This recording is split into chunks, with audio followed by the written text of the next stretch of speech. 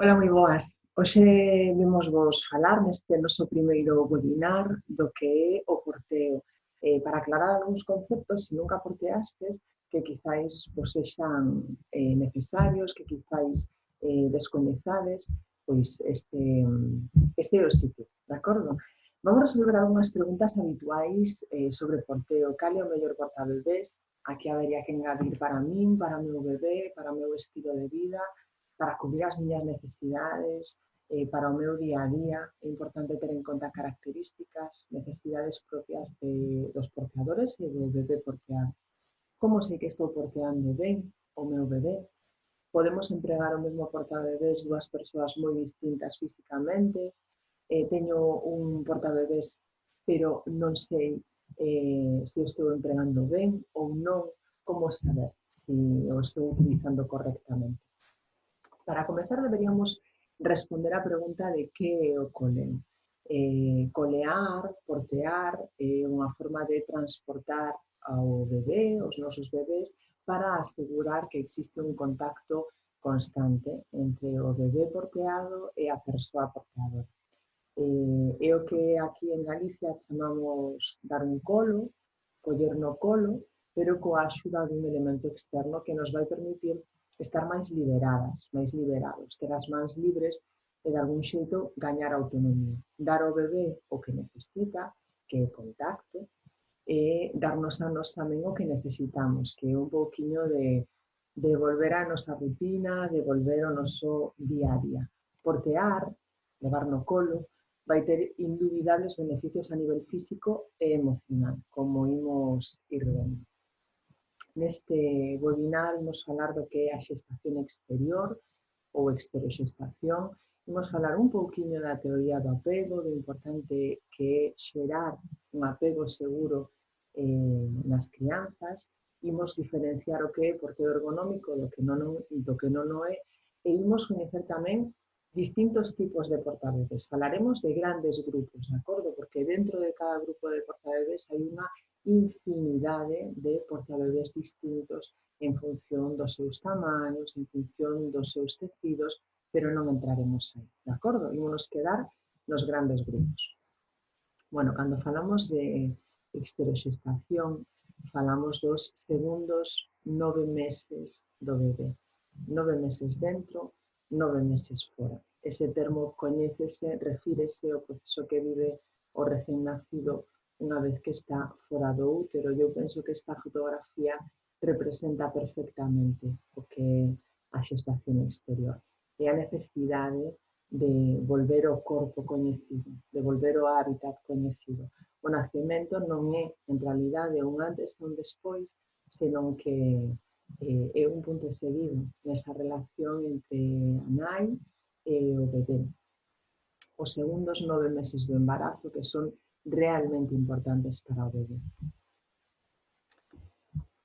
Porque cal é a característica do bebé humano? Pois a nosa característica, unha das nosas características é que nacemos prematuros se nos comparamos con outros seres vivos similares a nós, non? O noso cerebro está desenvolvido nun 25% frente ao 50% de outros primates, e existen dúas teorías para explicar. Hai quen fala do dilema obstétrico, que se refire á relación entre o tamaño da cabeza do bebé e o tamaño do canal de parto. É dicir, cando comezamos a camiñar, estreitouse a nosa pelvis, e iso fixo que se estreitara o canal do parto, pero somos seres moi intelixentes, co cal o noso cerebro medra. Se seguirá medrando, chegaría un momento no que non podería pasar a nosa cabeza polo canal do parto. Por eso nacimos antes de tempo. E hai outras teorías que se refiren a cuestións de enerxía, a cuestións metabólicas. A hipótese sobre a enerxía da xestación e o crecemento, e que hai un límite de calorías que os humanos podemos queimar cada día. E as mulleres damos a luz xusto antes de chegar a él. Chegados os 9 meses, a muller, a nai, xa non pode aportar máis enerxía ao crecemento fetal. E entón é cando se produce o alumeamento. Estas son as teorías que explican por que os bebés humanos nacemos tan dependentes. E que pasa cando un bebé nace? Pois pasa que non hai período de adaptación, que pasa directamente dun medio acuático a un medio seco, desaparecen os límites nos que estaba na barriga, o espazo o que chega é un espazo infinito, do que non alcanza. Comezan as funcións fisiolóxicas e todas as sensacións asociadas, a fame, o frío, a sensación de quietude. Ela, ata ese momento na barriga, sempre estivo en movimento, salvo cando a nai se paraba. Escoita, ve e sinte dun xeito completamente distinto a cando estaba no útero, onde as sensacións chegaban amortiguadas, os sons, non é quen de comunicarse con palabras. Son quen de comunicarse de moitos xeitos, pero non o poden facer con palabras. Por que os bebés queren colo? Aquí se explica un pouco esa necesidade vital de estar no colo, de que é a forma que teñen de sobrevivir. En realidade, tratase de un instinto de supervivencia, porque estar só pois significaría casi unha morte segura. O corpo da nai é o seu espazo recoñecible, é o seu hábitat, é o sitio que el coñece, o seu cheiro, os sons, o sabor, o movimento, a voz, é o espazo que el recoñece, que ela recoñece. Regulan, ademais, os niveis de estrés porque durmen máis e son capaces de asentar todo o aprendido. O bebé é o que establece a lactación. Se hai máis contacto, iso vai significar que hai máis posibilidades de mamar. E os órganos están desenvolvidos, pero non están operativos o 100%. Entón, estar no colo vai implicar no sistema digestivo que vai existir unha masaxe de contacto que favorece as funcións digestivas. No circulatorio, pois que está máis tranquilo e así mantén o seu ritmo cardíaco estable. Respiratorio, aprenden antes os patróns respiratorios. Vai haber un óptimo desenvolvemento vestibular, ou estar continuamente en movimento, e todo isto anterior sumado pois vai axudar a regular o sistema nervioso. Pero que hai de nós? Que hai dos humanos? Os humanos somos levadores, somos seres de acarreo ou porteadores. Digamos que nos poderíamos definir así. É un mamífero portado pasivo. Este é un concepto que introduciu, que acuñou o biólogo alemán Hasselstein a principios dos anos 70, o fixarse no que nós, como crías, necesitábamos unha cercanía inmediata da nai e contacto corporal para seguir madurando.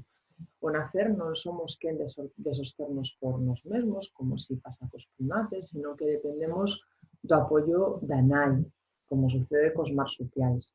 Os bebés humanos esperamos ser levados porque está na nosa bioloxía, temos o reflexo de prensión, eso vedelo perfectamente nos bebés, que teñen o reflexo de agarrar, que nos permitiría agarrarnos o corpo da nosa nai se a nosa nai estivese coberta de pelo.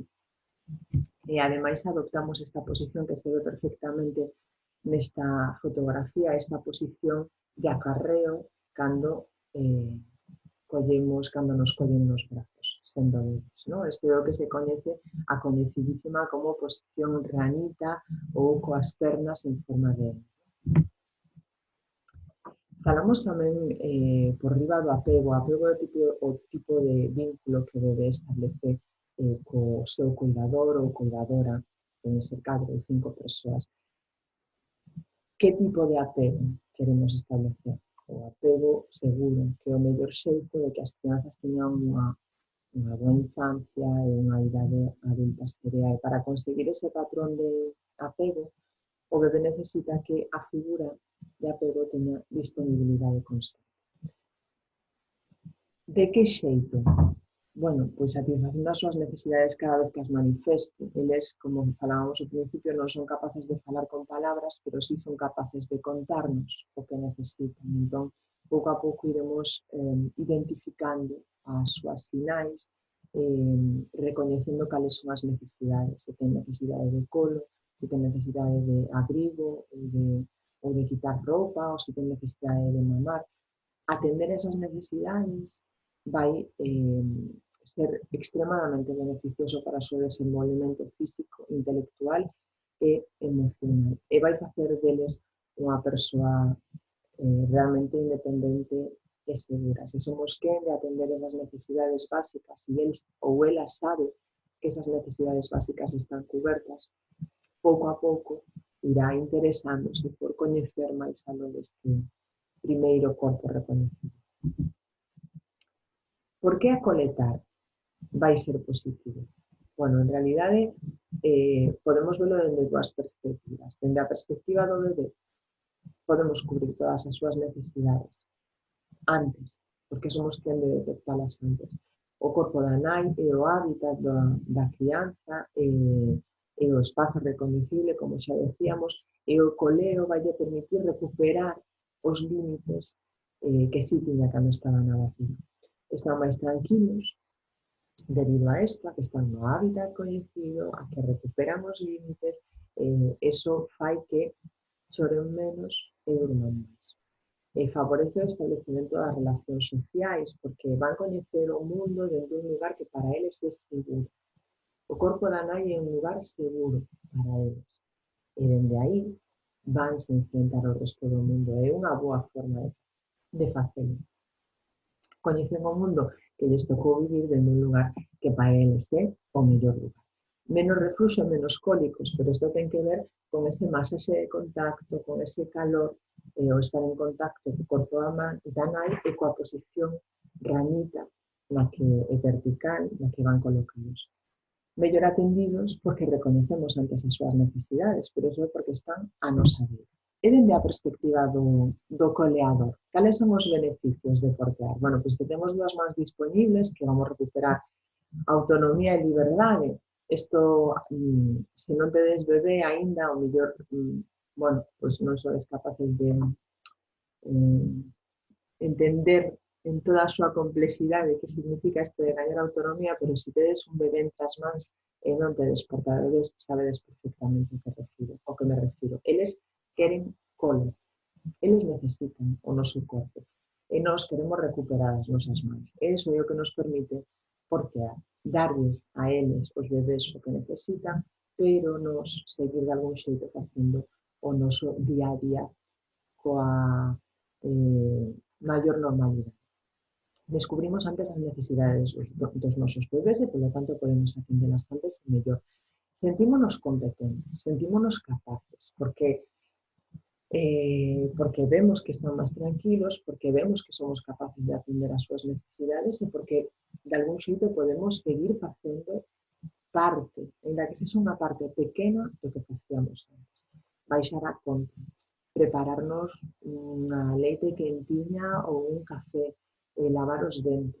Podemos facer estas cousas. Repartimos o peso do bebé de forma compensada, non? Moitas veces, cando vindes pola tenda, nos decían que non sei porque eu padezo da espalda. Bueno, se padeces da espalda, un portabebés o máis axeitado para ti vai te axudar, porque vai repartir o peso do bebé dunha forma compensada en todo o teu tronco, non? Do outro xeito, levamos un bebé no colo e cargamos aí todo o peso. Podemos manter as rutinas diarias. Traballo, agora que traballamos moito dentro da casa, paseo, se vamos de paseo, pois queremos ir ao monte, queremos sair a espazos non urbanos ou non urbanizados, pois é unha forma fantástica de facelo, poder levar o portabebés. Ou se temos que coller transporte público, pois unha forma de viaxar en transporte público cun bebé fantástica é facelo nun portabebés. E que pasa cando os bebés nacen prematuros? Bueno, pois, o certo é que algúns poderían estar máis irritables debido aos estímulos e a todas as vivencias propias de neonatos, os sons, as luces, as intervencións, un contacto físico ilimitado. Entón, en este caso, o portabebés o que nos vai permitir é crear un espacio como de transición con estímulos similares aos que vivía cando estaba no útero, de forma que o convidamos a coñecer o mundo dunha forma pois máis gradual, máis pasiniña e máis amorosa. As familias restablecen un contacto que se viu interrompido dunha forma abrupta e inesperada na maioría dos casos, gañan confianza, fortalecen os vínculos e establecen o patrón de apego seguro e, ademais, favorece o establecemento e consolidación da lactancia materna exclusiva. Bueno, entramos en materia para falar do que é coleo fisiolóxico, coleo ergonómico ou coleo seguro, que son termos que ao final veñen a significar o mesmo, non? Que se resumen nesta parte de coleo seguro. Os portabebés, calquera portabebés, debe adaptarse á postura fisiolóxica do bebé, as súas características anatómicas, as súas necesidades e as súas funcionalidades. Isto é o máis importante para saber se un portabebé é ou non é axeitado para o noso bebé. Que características ten que reunir? Ten, primeiro, ser capaz de manter a postura fisiolóxica do bebé. Nesta infografía podedes ver como a postura do bebé, a súa postura fisiolóxica, é dicir, a súa postura natural, a postura que adoita o seu corpo, vai variando a medida que o bebé vai medrando. Nos primeiros 3 meses, os tempos son orientativos, vale? Pero de entre 0 e 3 meses a posición é a posición de cifosis total. A súa espalda está completamente curvada en forma de C. A medida que vai medrando, empeza a existir control cefálico e a postura que adoita é o que se dá en chamar lordosis cervical. De acordo? É capaz de manter a súa cabeza. Cada unha destas posturas fisiolóxicas podense identificar perfectamente co que o bebé é ou non é capaz de facer cando está só, de acordo? No primeiro caso, somente capaz de manterse quietiño, boca arriba, non é capaz de facer nada máis. Na segunda imaxe xa é capaz de, se o deixamos deitado no chan, boca abaixo, levantar a cabeza. Terceira fase, cifosis torácica. O bebé xa é capaz de, se está no chan, poñerse a 4 patas. Este é o momento no que comezan a ser tamén de sentarse por si sós. E na última fase na que o bebé xa estaría, se non camiñando por si só con destreza, xa é capaz de desplazarse, aínda que sexa agarrado de pé. Bueno, pues un portabebés ergonómico debe permitir colocar o bebé na postura correcta en cada etapa. É dicir, non vai modificar en ningún caso a postura do bebé. No nacemento, esa posición ranita, que permite manter a curvatura natural da espalda, é a que debemos manter. É a etapa quizáis máis crítica agora a hora de escoller un portabebés. Vedes tamén que en cada unha desas etapas, bueno, hai varios portabebés que se poden axustar as características da postura, as características fisiolóxicas do bebé. Na primeira etapa, fular elástico, fular tecido, bandoleira, mochila evolutiva. Na segunda, fular tecido, que é transversal a todas as etapas. Un fular tecido vai de lo poder utilizar en todas as etapas, vale? A bandoleira, que nos pasa o mesmo, é un portabebés transversal a toda a vida do bebé. Mochila evolutiva ou meitai evolutivo, despois veremos o que son. Na terceira, fular tecido bandoleira, xa podemos irnos a unha mochila preformada e a un meitai que non sexa evolutivo. E na última etapa, exactamente igual. Pelve basculada. Esta é outra das características que ten que ser capaz de permitir o portabebés, e é que a pelvis bascule. Para unha correcta posición da espalda, é dicir, para esa espalda en forma de C, a pelve do bebé ten que estar basculada cara adiante. Eso quere dicir que o periné do bebé vai tocar, vai ir parcialmente apoiado no noso ventre, vale? Na nosa zona ventral. Imos ver, a ver se se pode aquí. Vale. Pelve basculada. Vamos velo, aquí a pelve está basculada e aquí non basculada, non basculada. Vémolo de novo, pelve basculada, os pés miran cara arriba, xa vemos como colga. Bueno, isto é unha pelve basculada e non basculada.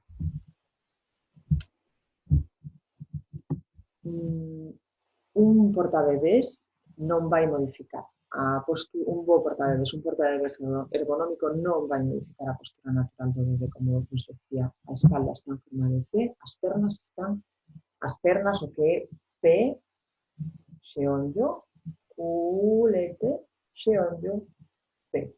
Forman unha N, vale? Aquí, nesta anterior, vese perfectamente. P, xeonllo, culete, xeonllo, P. Eso é o que temos que manter. A cabeza está suxeita. Está suxeita porque de unha forma natural, se a postura é a correcta, se a postura é espalda, en forma de C, pelve basculada, a súa cabeza, como se tratara dun mecano, dun engranaxe perfecto, a súa cabeza non corre o risco de ir para atrás, senón que ven cara ao peito. Vale? A cabeza vai repousar sobre o noso peito, cando quedan dormidos, sempre recomendamos recollela con parte de tea, ben sexa a tea vincular, ben sexa a capucha dunha mochila. Apoio das costas, o portabebés debe ser quen de tensar para dar apoio a todas as vértebras do bebé. Falamos sobre todo eso, no caso de bebés recén nacidos, isto é moi importante. Ten que ir ben tenso, dando apoio a todos os puntos das súas costas. Se o bebé, cando colocamos o bebé, se redondea demasiado ou vai campaneando de un lado a outro, temos que reajustar. Sempre a rexión abdominal do bebé está en contacto co corpo do adulto. Nunca o costado nin as costas. É dicir, un bebé sempre mira cara ao portador. Sempre visible, sempre á vista, evitable. Esta é outra das pautas que sempre damos, non? Como sabemos que estamos porteando ben? O bebé ten que estar á altura dun bico. Se eu me inclino cara adiante, o bebé non se separa do meu peito, está completamente pegado, está en posición vertical e temos á vista as súas vías respiratorias, vale? Se cumplimos estes pasos, as súas vías respiratorias sempre van a estar despexadas. O que temos é que evitar correr o risco de que o seu queixo pegue co seu peito, que aí é cando pode haber obstrucción das vías respiratorias. Por iso é tan importante que un bebé vaya ben axustado nun portabebés, ben pegadín o corpo do porteador ou da porteadora. Fisiolóxico e non fisiolóxico. Bueno, aquí vemos o que se van a chamar bueno, as características colgonas, así como se coñecen, un portabebés ergonómico, que neste caso é un fular preformado, unha cabú. Bueno, no caso da mochila non ergonómica, as tiras son demasiado estreitas, non reparten ben o peso no porteador, a cabeza non leva soporte, van mirando cara á fronte, modifícase a súa postura natural en forma de C, vale? Porque o digamos é completamente dereito, panel é ríxido que forza a columna, todo o peso recae no pubis, na parte baixa da espalda, e as pernas golpean ademais sobre o portador, non? É molesto e pode ser perigoso tamén porque nos impide camiñar con fluidez. Noutro caso, bueno, pois aquí, cando a súa espalda está en forma de C, cando a cadeira está basculada, cando a cabeciña repousa sobre o peito da nai, o peso está soportado pola tela, non o soporta o corpo do bebé, o peso soportao a tea, é moi distinto. E as pernas van en forma de Estas son, así, a simple vista, as principais diferencias entre unha mochila non ergonómica e unha mochila ergonómica. Por que non se recomendan o uso de portabebés non fisiolóxicos, como este que vemos na imaxe? Bueno, pois, a posición tanto da cadeira como da espalda do bebé, como da columna vertebral do bebé, é incorrecta, non é respetuosa coa súa postura natural, estamos obrigando a que o bebé adopte unha postura que en ningún caso adoptaría por si mesmo, colga do pubis, carga todo o peso sobre os xenitais e sobre a zona lumbar, dificultas ademais a termorregulación do bebé. Importante tamén, non hai forma de dar soporte á súa cabeza, se vai de frente, que este non é o caso, vai haber unha sobreexcitación, unha sensación de perigo innecesaria e de sobreexposición, non reparten o peso de forma axeitada no porteador e o non levar o bebé ben integrado aumenta o risco de caídas. Non levamos o peso integrado no noso corpo e ao final é un elemento externo que nos pode facer caer. Imos ver os tipos de portabebés. Os máis comuns, vale? Grandes grupos de portabebés. E aquí é onde vos tedes que pensar cal é o que mellor se axeita o momento no que estades, as vosas características persoais, as vosas características como familia, de acordo? O fular. Dous tipos de fular.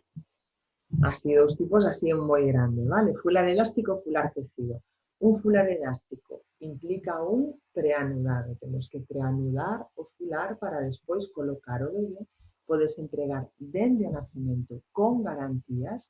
A parte negativa é que non nos vai chegar máis aló dos 8 kilos. Por que? Porque o ser elástico, o peso do bebé, vai facer que bote e vai nos agobiar un pouco, non? A sensación de non ser capaces de axustar ben o bebé e de que vai cargar máis peso sobre o noso corpo. Parte positiva é económico, o máis económico de todos, e é sinxelo de entregar, a pesar do que poida parecer. Decimos que tedes un canal en Vimeo onde podedes ver a montaxe de distintas marcas de todos estes tipos de portabebés. Se ides a Vimeo e clicades Gaia Ecocrianza ou entrades na nosa página web www.gaiaecocrianza.com na sección de porteo, aí tedes acceso directo ao noso canal de Vimeo. Fular tecido, bueno, fular tecido é o máis versátil. Si vides pola tenda ou me chamades ou nos escribides e nos decides, mira, de que eu solamente quero comprar un portabebés, non quero comprar máis portabebés, de acordo, querido amigo, tedes que comprar un fular tecido, porque vos vai chegar dende o nacemento ata que vos cansedes de portear, polas súas propias características, vale? Despois é certo que como fular, como o seu fular tecido, pues tamén dependendo do material que se empregue, do gramaxe, do largo, pues nos vai ir máis axeitado a unha idade que a outra. Pero isto xa entrar en camisas de 11 varas, aí entrar aí nun terreno máis complicado. Como estamos na introducción, pois non, outro día falaremos un pouco deste tipo de características dos fulares. Pero si decirvos que se queredes un portabebés que vos chegue dende agora ata o final, este portabebés é o fular tecido. Dende o nacemento ata nenos grandes, é moitísima variedade de tecidos e medidas. O sea, en variedade quero decir que podes atopar fulares de algodón, fulares de bambú, fulares de algodón e bambú, fulares de liño, fulares de cáñamo, fulares de algodón e cáñamo, algodón e liño, fulares artesanais, fulares feitos de unha forma máis industrial, digamos. O sea, hai infinidade. Así que vos animo a coñecer o mundo dos fulares. O Meitai é un portabebés que está un pouco a medio camiño entre o fular e a mochila, non? Porque ten esta parte de atar, non? De atamos na cintura, atamos tirantes, pero despois ten o panel, entón está aí un pouco a medio camiño. Están feitos en tea fular ou en lonetas de algodón. Hai nos evolutivos que dan bo axuste dende o nacemento ou case, aí vai depender moito do peso co que naza o bebé e demais, de algunhas, pero bueno, dende o nacemento ou case dende o nacemento. Este tipo medran co neno e dan un bo soporte máis ou menos ata os 12 ou 15 kilos. Nos recomendamos que elixades os de tiras anchas, máis que de tiras acolchadas, de tiras anchas, porque van repartir mellor o peso na vosa espalda. É doado de axustar. Aquí vai depender un pouco de si vos vedes capaces ou tedes as ganas de axustar de forma manual, de acordo? A bandoleira é o portabebés comodín. É un portabebés, como un portabebés de urxencia tamén. É un portabebés sinxelo que ocupa pouco espacio, que nos vai solucionar a papeleta en moitos casos, non? Pois que levo o carriño, pero por se acaso, se quere colo, tal, pois levo unha bandoleira. Pois é unha boa opción, vale? Para familias o mellor que non portean habitualmente, pero se queren ter algo para como unha axuda en brazos, pode estar ben, ou para familias que xa teñen outro portabebés un pouco máis complexo de entregar ou máis armatroste e queren algo máis sinxelo que ocupe menos espacio. Dende o nacemento ata que o corpo aguante tamén. O máis fresco para o verán é unha opción fantástica porque é solamente unha banda de tea, co cal, bueno, pois é un portaveus fresquiño e agradable. Despois hai versións de auga, incluso, con teas elásticas microperforadas de malla, que son xa hiperfrescos, pero que vaen para o verán, ¿no? Non esperemos un portabebés con gran soporte, porque non o queramos. Variedade de materiais, o mesmo bambú, liño, algodón, cáñamo, aquí variedade de materiais e de forma de tecer os fíos, o sea, variedade na forma na que se coloca a tea dentro da anilla, variedade a tope. Doado de axustar, sempre a man, porque se agarda en calquera sitio, é unha axuda en brazos, vale? Non esperemos facernos unha ruta de sendeirismo de 3 horas con a bandoleira, porque, dependendo do tamaño do bebé, imos acabar reguleros. As mochilas evolutivas. As mochilas evolutivas son mochilas que medran co bebé, que se van adaptando ao seu tamaño e ás súas características fisiolóxicas, dende o nacemento en algúns casos ou a partir dos 3 meses noutros casos, a partir de que teñen control cefálico. Dependendo dos modelos, van nos dar un bo axuste dende o nacemento ou a partir dos 3 meses. Están feitas en tea fular ou loneta de algodón, tamén as podemos atopar, medran a medida que fai o neno e non deben modificar a curvatura natural da espalda do bebé, vale? Se é unha mochila ergonómica evolutiva, vai respectar a curvatura natural da súa espalda, vai ser que de manter os seus xeonllos arriba, o seu culete abaixo, esta postura en forma de M da que falábamos, con pelve basculada, así que aí sí que, bueno, é importante que provedes para aprender, ademais, a axustar, vale? Ou que pagades unha asesoría que pode ser online ou presencial, como necesitedes. Para entregar ata os 15 ou 20 kilos, dependendo dos modelos. Mochila baby ou preformada. Esta é unha mochila na que o panel é esta parte que cubre a espalda do bebé, dende o seu culete, ou dende os seus xeonllos. As mochilas preformadas son mochilas nas que ese panel non varía, vale? É sempre o mesmo tamaño. Ten este tamaño, ten este tamaño. Nas evolutivas, ese panel redúcese o ancho e tamén se reduce o alto, vale? Neste tipo, non, o panel é o que é, e punto. Pero son mochilas que van moi ben a partir dos 6 meses, dos 6 meses ou de que o bebé quende sentarse por si mesmo. Entón é unha opción que elixen moitas familias que decidiron entregar de entrada un fular elástico para, bueno, para probar, para ver se iso do porteo era para eles ou non, e chegado o momento precisan dar o salto a outro tipo de mochila. Pois outro tipo de mochila será seguro unha mochila preformada, que son ademais máis económicas que as evolutivas, vale? Feitas en tea fular ou loneta, de novo, e para colocar diante e as costas, vale? Isto pásanos un pouco con todos os portabebés tamén. Un fular o podes colocar adiante das costas, unha mochila evolutiva podes colocar adiante das costas, unha bandolera tamén, vale? Tendo aí un pouquinho de destreza, o sea que calquera portabebés ergonómico vas poder entregalo diante e as costas.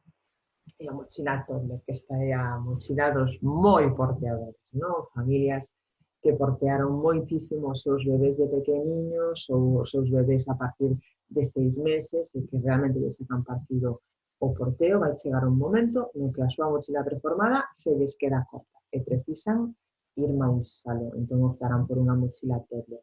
Nesta etapa, a mochila xa é digamos que é como o carriño, quero dicir, é para ese momento no que os peques queren o colo, porque están cansados, porque queren dormir, porque levades toda a mañá no IKEA, é un pouco isto, non? Pois para ese momento unha mochila toddler é unha fantástica opción, con versións que van ata os 27, temos algunhas na tenda que poden ir hasta os 33 kilos de peso. Caracterízanse xa por ter panéis máis grandes e despois cintos tirantes máis e mellor acolchados. Bueno, resumindo, como sei que estou porteando ben o meu bebé?